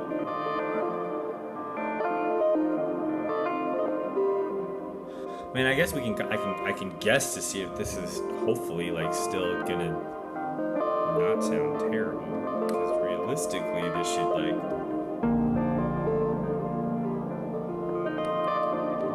You're in B flat, right? Yep. Turn me down a little bit. Yeah, I'm gonna turn you down, and this might actually be better at.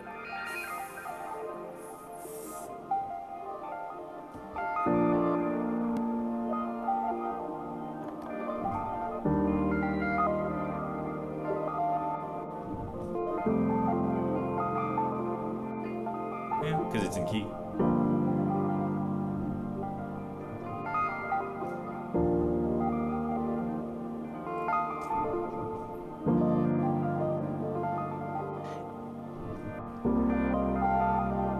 So for a second, just for I'm gonna try and illustrate a point here. Go ahead and mute me and play those same chords. And this is a classic thing. Keep playing them, Koichi. This is a classic thing where I might do this. I mean, I don't do it this well, but I might do chords, right? And it's pretty, but then like when sometimes I'll listen to an album, like these type of chords just make my brain instantly go to like Death Cab for Cutie and those sort of like pseudo emo kind of, but pretty, almost cinematic kind of albums. And I'll listen to an album like that, and they always have like something a little extra. The burble bubble. I mean, I I see it in the chat mentioned again. There's like these little things that sometimes the production will have these little layers in there. And sometimes I struggle with like, how do you make that thing that's like, it's not anything specific. It's just kind of this general vibe. Like it's canned vibe, pure canned vibe. You just open it up and now you've got vibe. And so bring that burble bubble back in and keep playing those chords. Come back, burble bubble.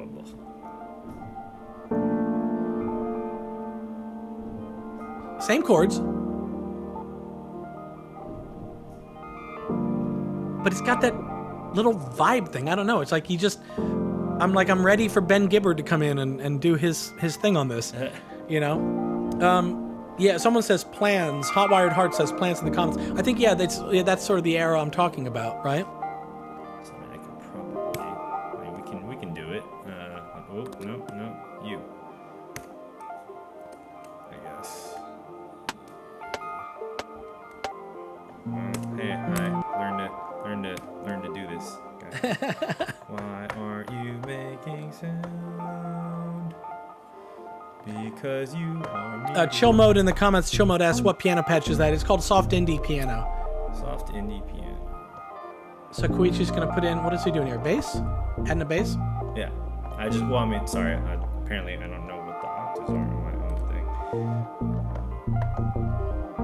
I'll just do what we were.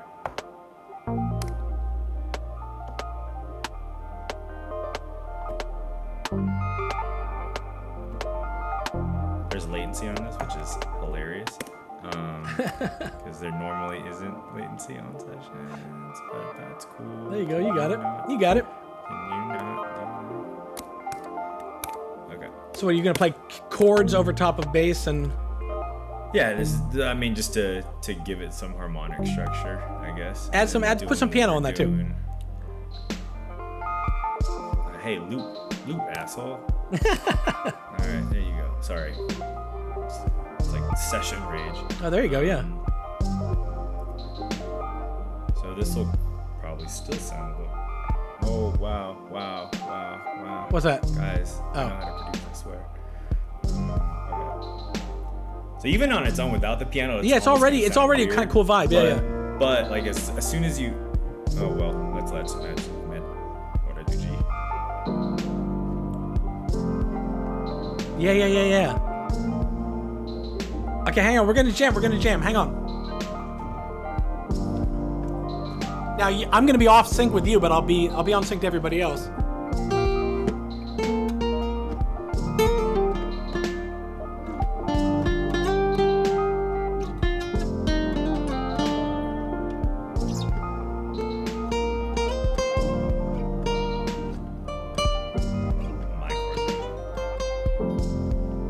Sound like Jesus time. I should have probably played different bass notes. It's just like the contemporary Christian like chord changes forever. Okay. I could just jam with you all day here, but but it'll feel different depending on what you it'll feel differently even what just you on do drums, with it. Totally. Like but so this is like, I think that's such a great example of like, it will send you in a direction. So you've got this kind of chill drum beat, you've got these chill chords, great. Stefan says Shred Fest. So that's a point. That's where Stefan would go. Stefan, who's doing a fantastic job in the chat helping me and does all of our social media. Stefan is a monster shred guitar. I mean, he does the sweep picking and he gents, he does all that stuff, and that's where he would go with it, which would be equally valid, So yeah, guitar gives it a Latin feel. Ryan Montes said, yeah, it kind of did, right? If I put let me. I'll keep going.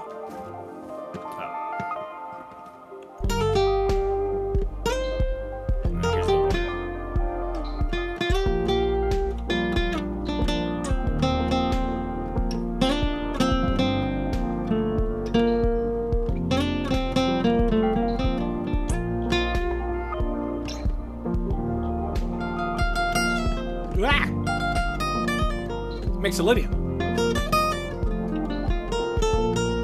Yeah. So it does, right? If I just play guitar, but suddenly it does kind of get that little bit of yeah, it could be a little, like even a nylon string guitar. So, well, this is really pretty. I mean, now I'm just gonna turn off the stream, and Koichi and I are just gonna keep rocking out a track together here. Right.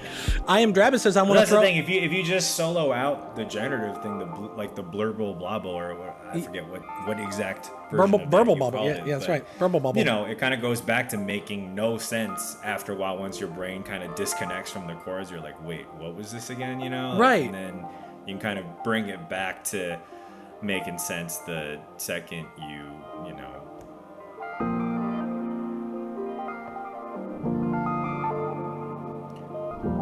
Right. And there's ways to cheat all that. I mean, like even in grain itself. I mean, there's a great reverb if you just want like team washed out, and you're like, oh hey, I want the filter to really be clamped down. And so now you go into a much more different place, still doing the same thing. You can really see your cinematic kind of influences there. You know, you sort of that gets that. Now I'm in a horror movie. Here, wait. I'll have to add reverb to my own voice. I'll start doing horror movie dialogue. Pitch it down like you did that one time. Here we go. Check 1, 2. I'm scared. All right. Well. All right. That was not expected. Oh man, should we maybe grab some other people's things and just see what they do? Yeah. So let's take a look. I hope there's a folder you said, right? There's allegedly a folder. Let's see if anyone actually added things. Okay. We have a lot of things. Oh, we do have a lot of things. Okay, here, wait. Turn off your burble bubble so we can actually hear. I'm gonna on my end. Shut your shit off. Okay. Okay, on my end, I'm gonna sample. I'm just gonna play some of these. Oh wait, am I? Hang on. First, I have to actually download them. I'm gonna. Well, are you using the Dropbox like as a thing on the side? No, but I've got to. I'm always perpetually out of space on my computer, so I set up like a smart sync kind of thing. But theoretically, once these download, so for people that maybe are joining the stream late, I'll just talk about this while they download. We had people upload some of their own source material, and we thought we could load it into the what is affectionately being now known as the burble bubble machine. And yes. So let's take a look at let me just play some of these, and maybe if something grabs you, shout out. Do you hear it if I play like this, for example? Yes. You heard that? Okay. So that's more like a laser sound effect. Yeah, it's like a one shot. Okay. So we're gonna look for maybe something that's not a one shot.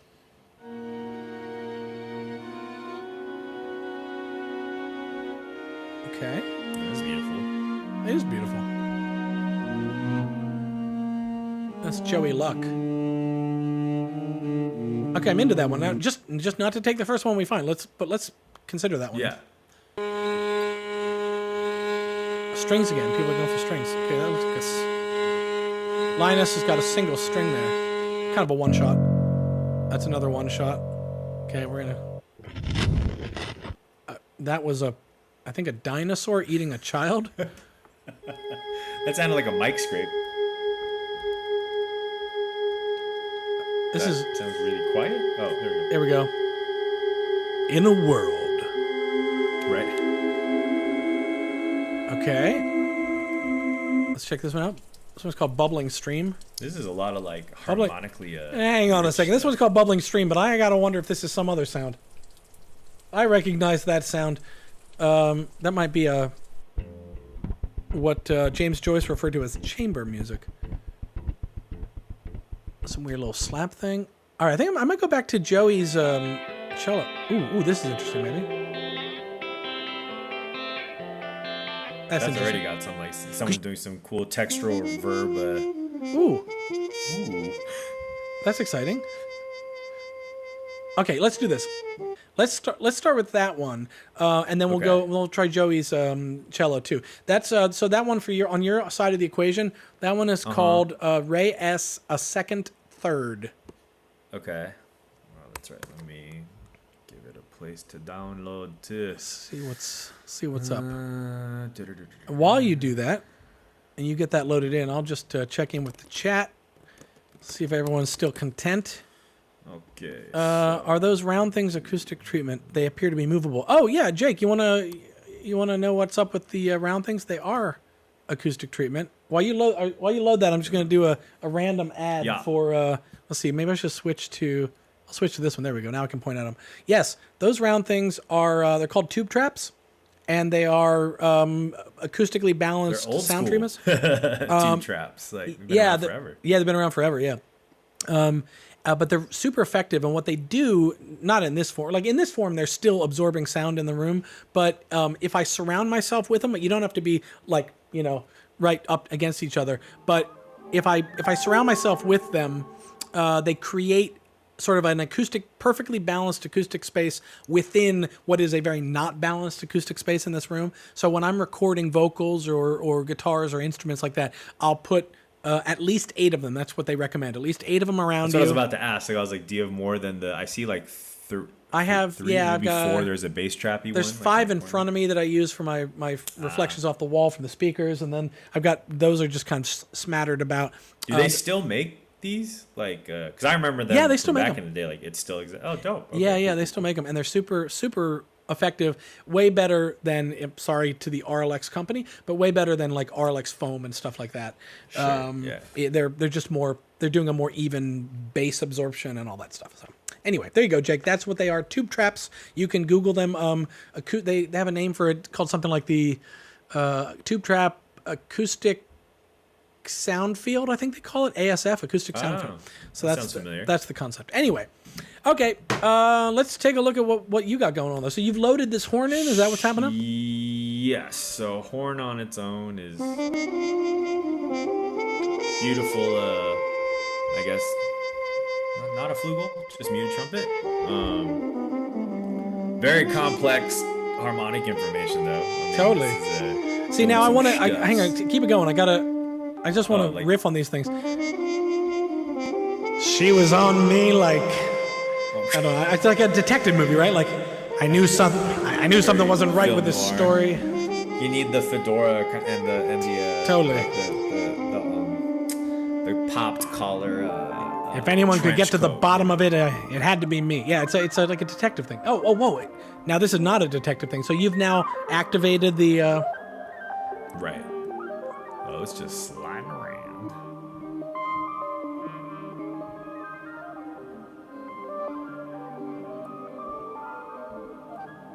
Mentally, I'm trying to be like, what key are you gonna somewhat statically stay in? Oh, right. So you're trying to figure out harmonically what you can.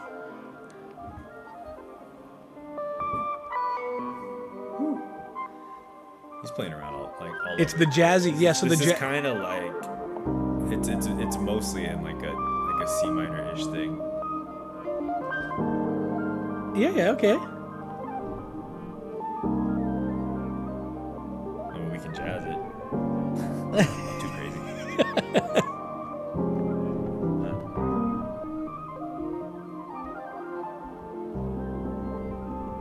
You know what it kind of reminds me of a little bit? Oh God, what is that Beatles song? There's a Beatles song where they use like a sped up tape thing.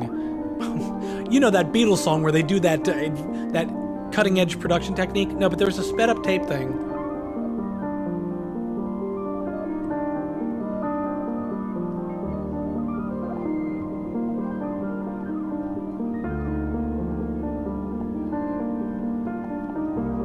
You got it. That's it. He locks out a key a little bit there. He's got like one like ghost note.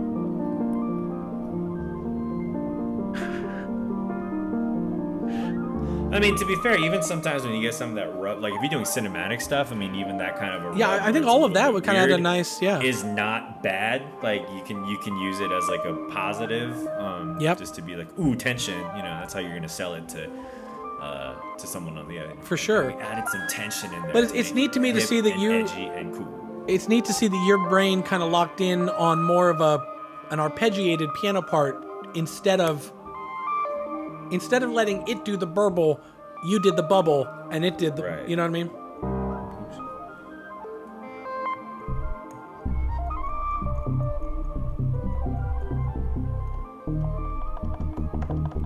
I don't know if it'll really work with bass, but... And you get like those moments of when it's like, obviously trumpet was in there. Like, Yeah, you know, yeah, like, so, right. But I think there's something interesting about that too, and I experienced this on a sort of personal level when it's like, when I heard the guitar and it was like, oh, I know that, I played that. But then there's moments where it doesn't sound like you, and it's sort of like, Right. It's like those little just shadows of moments where you go, oh, that's guitar, and then it's texture, and then oh wait, that's guitar, and then it's texture, you know? 100%. People are discussing the key of C minor, and D. Thomas says C minor sums up my high school GPA. It's a good one, sir. It's a good one. I see what you did there. I just slowed the speed down. You moved the speed down. Happen. Oh yeah. So it almost becomes like more trumpety, I guess. When you It does. that way, Yeah. Does that change what you might play with over it, or?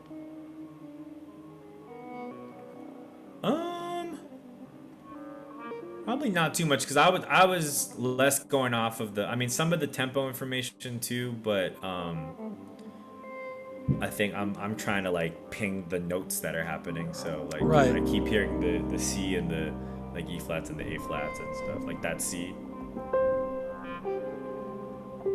I mean, you can kind of do like a jazz question and answer thing, I guess. Totally. Cool. Well, should we? Ooh, wait. Ooh. But no, we can try. Yeah, we can try something else, because I've never actually tried it with just a purely like single melody thing like that. Yeah. So Okay. That's kind of cool. Should we try Joey's harmonic? Should we try Joey's cello and strings? Yeah.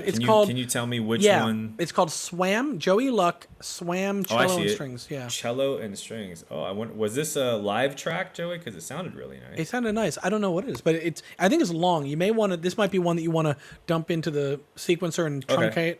You know, maybe grab a section of it.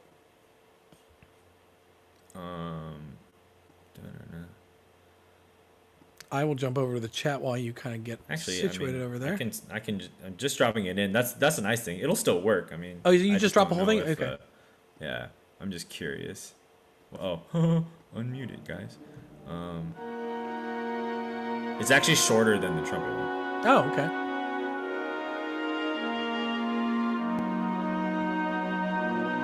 Beautiful. I hope Joey didn't give us so like right there. You just went like on an interesting. Now, can I ask you strategically? Yeah. Could you theoretically just change the range so that it doesn't get into that? 100%. Okay. Yeah. I just want to see if there's any if there's. Oh. So I'd be kind of curious. We can either take the front half or like the back half. Okay, sure. Like the whole half just becomes this. The whole half is not a real thing. The whole half. Hashtag the whole half.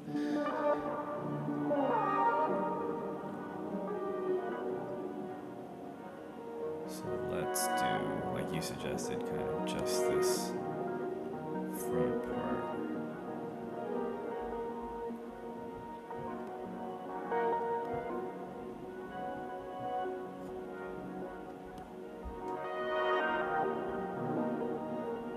That's interesting, the way some of those swells. Yeah, I like that. B major? I see Koichi's brain going. He's trying to figure out this. Yeah, I'm just like... I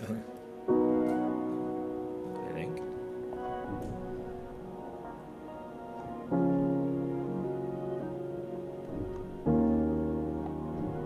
Ooh, maybe not. Yeah. No, I like it. Whoa.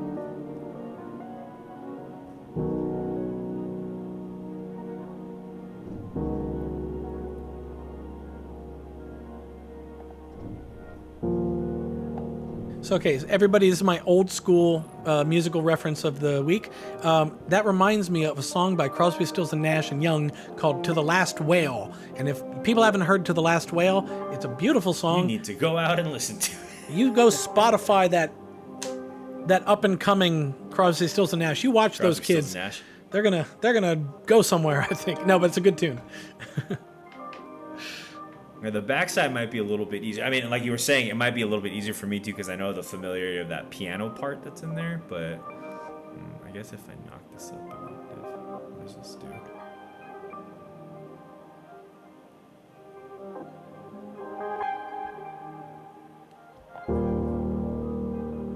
Yeah, this one's a little bit easier to kind of pick out the harmonic content.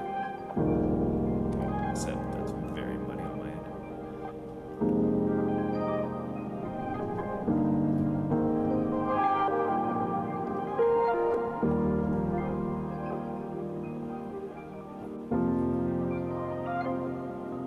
So you're playing entirely differently, same tune, but entirely differently just by having selected the last half of the waveform. Mm-hmm. It's so good.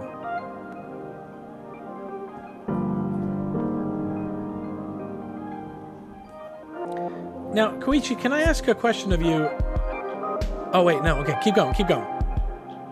Oh no, I mean, I guess my point was like, you know, I'm not playing to any tempo, but the second you give it like some tempo, it should, you know, that's the fun part about this stuff. It's like that burble bobble will keep adapting to whatever you kind of need it and or force it to be, right? Yeah, I like that thing that you said about sort of like it has no structure, and so when you provide the structure, it's like with the drum beat, like now my ear understands it.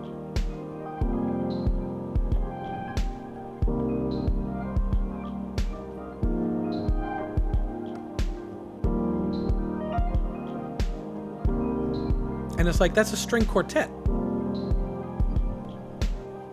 True.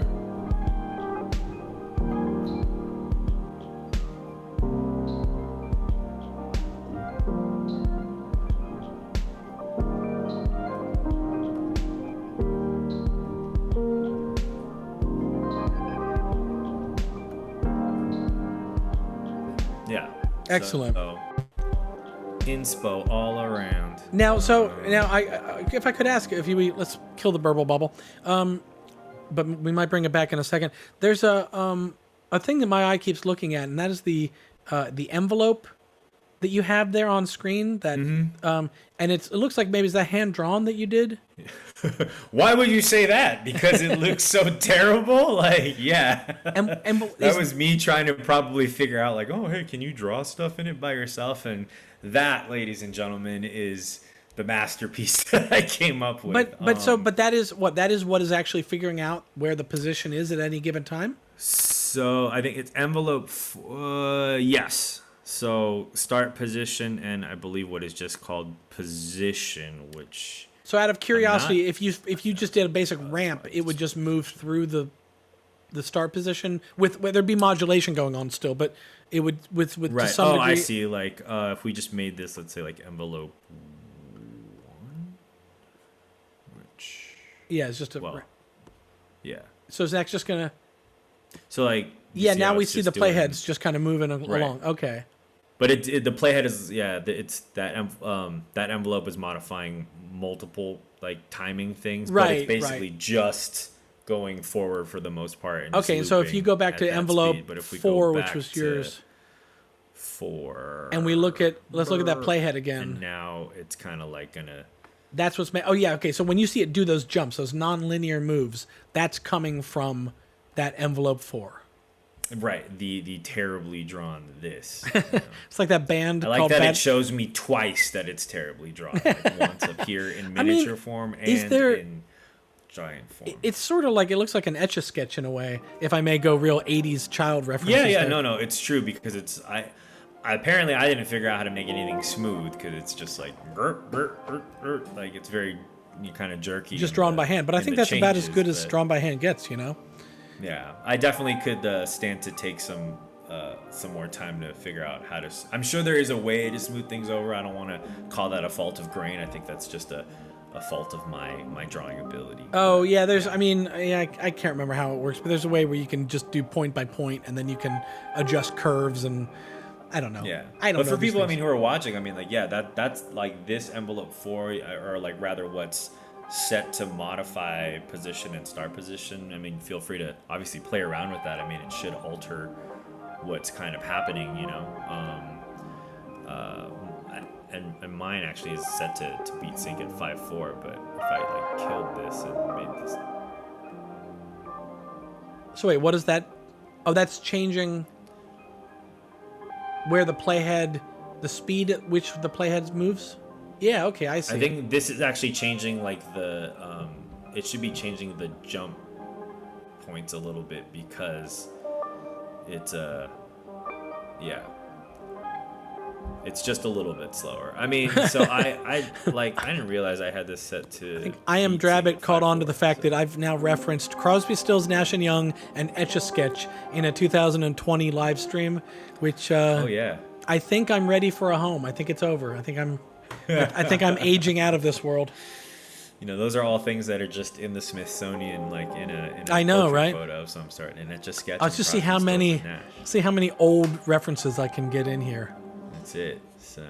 It's like the spirit of St. Louis. Wasn't that the airplane that? That was a plane, right? I was like, Yeah. it's some kind of flying object. Some kind of flying object, Blimp, yeah. one of those, yeah. So. Well, that's really pretty. So now I dare I tempt fate and say let's maybe dip into the folder one more time and just see what else is in there. Yeah. And then maybe we'll call it a day there. Let me just take a listen and see.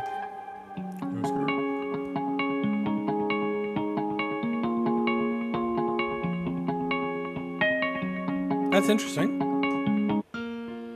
That guy's in my chord territory right there. He is, isn't he? This one's called Piano Bright.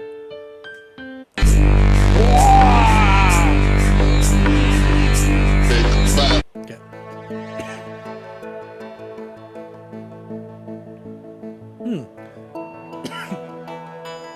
All right, Koichi, your call. You want?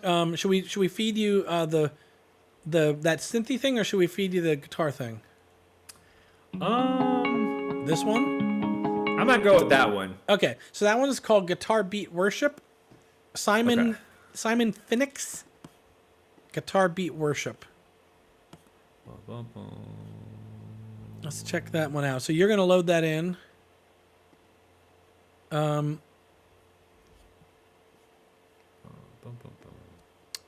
Kingpin Ronan says, I don't want to go home. Oh, to a home right now. That's right. I can't go to a home during COVID. That would be the worst place to go. I'll stay in my home. That got dark real fast. Yes, you will be the plague. Oh, walking no. Death. Oh, tragic. So. All right.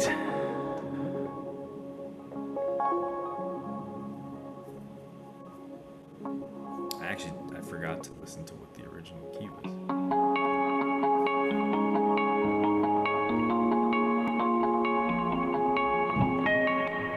That's pretty. Oh, actually, I can do one thing that is.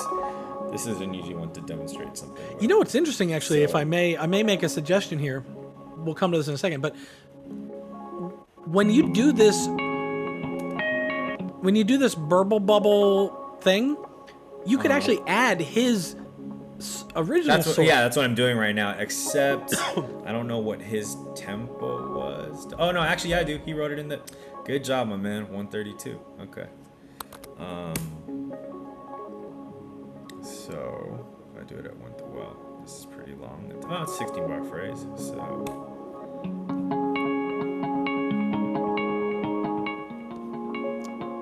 Now give it a little stereo separation. Pan him one way and the burble the other way. Yeah. Oh my gosh, come back to me.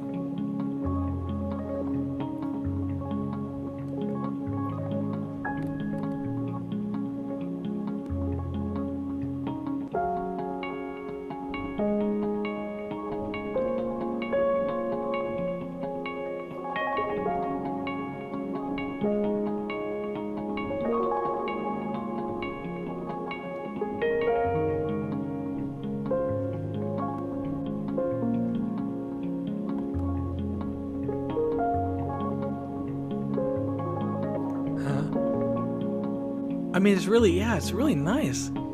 I can just make future bass out of this all day. Yeah, but it's again, it's that same thing I was talking about before. Like mute Burble Bubble and just do the guitar. Now play the same chords. Me? Yeah.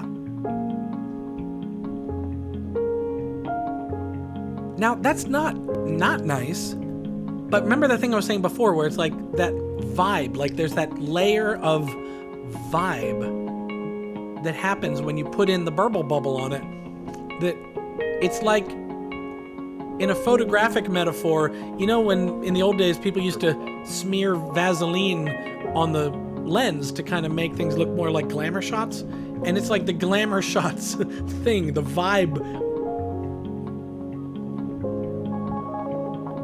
Yeah.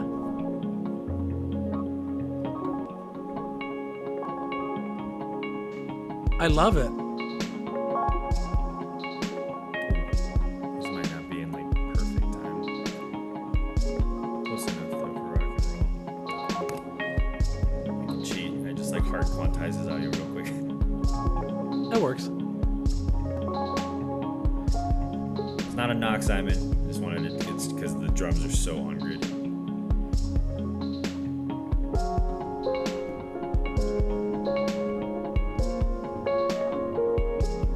Now I want this to be like it's the end of the end of like an episode of like a rom-com or something, like the narrative, you know. I came to understand that not everything in life is about who you. I don't know. I don't know why I'm turning. It's your nature. It's funny. I think that because you are cinematic in what you do, my brain goes to the the detective movie, the horror movie, the rom-com. You know.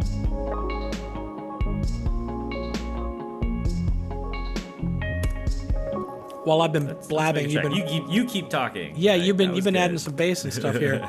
I'll just do the thing. So we're gonna give this file out to people, and hopefully people are starting to understand what works and what doesn't. You know, the one with horns was a little more, because there was some jazz notes in there, it was a little tougher to create structure. This one, which is very diatonic, very in a particular key, you're just off to the races with it. Where's Tiger when I need her? I know, right? Wow. That sounds great. It really sounds great, though. Hotwired Heart says, it's just raining on my face. Yeah, it's raining. It's like... Oh. I have rain sounds. It's like I need to give like an impassioned speech. Can't you see that I love you, Koichi? Right? Oh! Here's your rain. You just added rain? Koichi, how were you 12 seconds away from having rain sound effect at any given moment? Oh, you know, we ready. Let's just vibe out to this for a second. I just want to hear this for a second.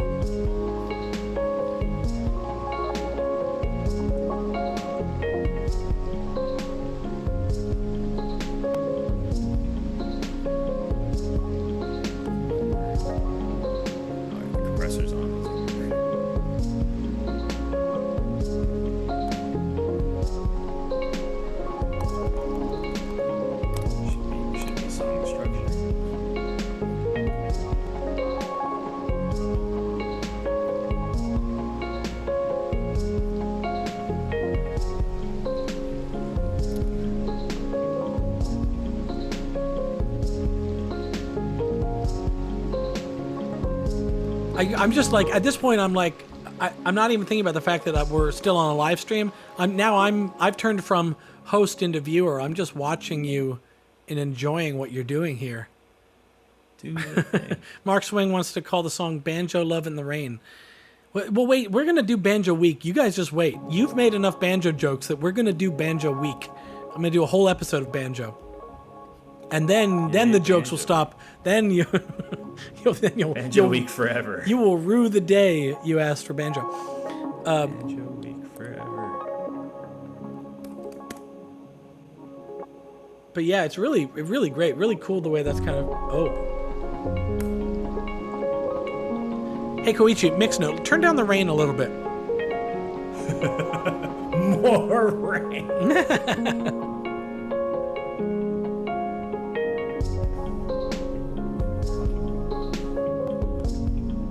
Yeah, simple song structure.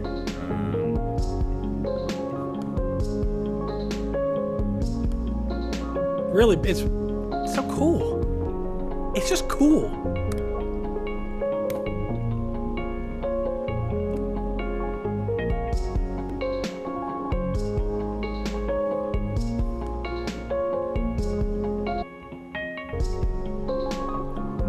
Man. Beautiful, All right. like beautiful guitar part though. It is beautiful. So, now, okay, now that was the trigger. Okay, so Koichi, hold off to that. That will be our outro music. Oh, gotcha. We are going to use that in just a couple minutes here. I'm going to. I think that's probably good. But we've been on for almost 2 hours, so I think it's probably a good place for us to just stick a fork in it. Yeah, it's lunchtime. It's maybe second cup of coffee time. But folks, let me say, how cool is that? So we're gonna be somehow. Stefan is the clever guy that's gonna figure out how to distribute that grain engine that Koichi has made. He's going to share that with all you guys. And by all means, play with your own things there. And hopefully you've seen kind of in here, kind of the places to start. You know, you load in the sample, or you live sample it if you want to, or you just drag and drop it. Play with how much of the audio you're actually working with. Control the speed. You saw the speed knob. You saw the octave knob. Those are kind of two instant parameters to kind of look into. So... but by all means, and you can draw your own envelope too. That envelope 4, if you draw your own envelope, then the playhead will jump around in your own ways. So, yeah, Beater Ali. So you're going to wrap it up. Yeah, we're wrapping up now. Which on that note, we're wrapped up. I think we are wrapped. I'm so glad everybody joined us again. We are, I say it every week. We'll be back next week. I'm operating on like on a one-off here. We're gonna just keep doing these each week. We'll keep deciding we should do one, and I had enough fun this week that I think we should keep doing them just because they're fun for me. Koichi, man, coming in with the soundtrack. Just keeping it mellow on a Tuesday, guys. I love it. Koichi, it was so fun to do this with you. Thanks for giving us the time and the expertise. Yeah, thanks for having me. It was always a good time. So. And Hot Wired Hearts wants me to rap to this. You definitely do not want me to do that.